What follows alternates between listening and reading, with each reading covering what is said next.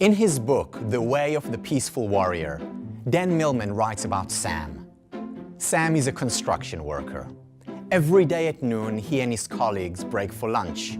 And every day, without exception, Sam opens his lunchbox, takes out a sandwich, looks at it, and says, "Oh no, not peanut butter and jelly again.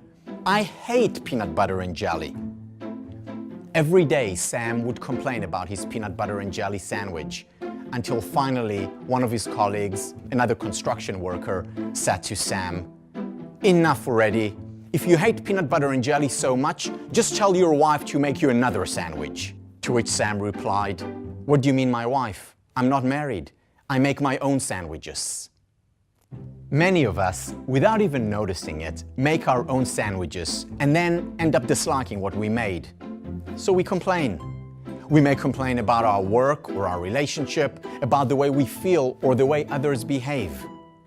And while there are certainly some things in life that are out of our control, there is still much in life that is determined by our choices. For example, how we experience work to a great extent depends on whether or not we choose to connect to those parts of the work that are meaningful or important to us. How our partner behaves and the quality of our relationship to some extent depends on the way we treat him or her. Whether we choose to spend our free time on activities that energize us or drain us, whether we choose to be grateful for what we have or take it for granted, whether we choose to stand up straight or slouch, these are all choices that make a difference in how we feel about ourselves and about life as a whole. You see, life offers us a delightful buffet of delicious ingredients from which we can make our sandwiches. What we need to do is learn to choose wisely, to pick those ingredients that can help us and others enjoy our lunch. In her work on choice, Columbia University psychologist Sheena Iyengar demonstrates that actively choosing provides two significant benefits. First of all, we can choose to do things that support us, help us grow, and make our lives better. Second, the mere act of choosing contributes to our physical and mental health. So rather than seeing yourself as a passive victim, see yourself for what you truly are, an active agent. You have a choice, now and at every moment in your life. Make the most of it. When we're busy, running around constantly, we react to what life throws at us instead of creating the kind of life that we want. We need time.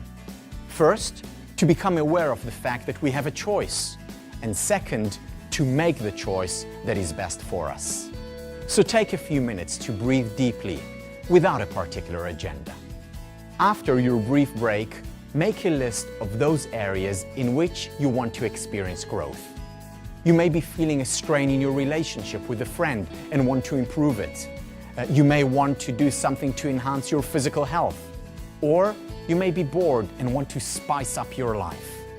Out of the list that you wrote, choose one area to focus on and then write down two specific choices that will contribute to your growth in that particular area. For example, if you wrote down friendship, you could write that when you see your friend, you'll actively seek out ways to compliment her, or that you'll write down the things that you appreciate about her before you meet. If health is your area of focus, then you can write down that you'll take the stairs rather than the elevator and limit desserts to 3 times a week.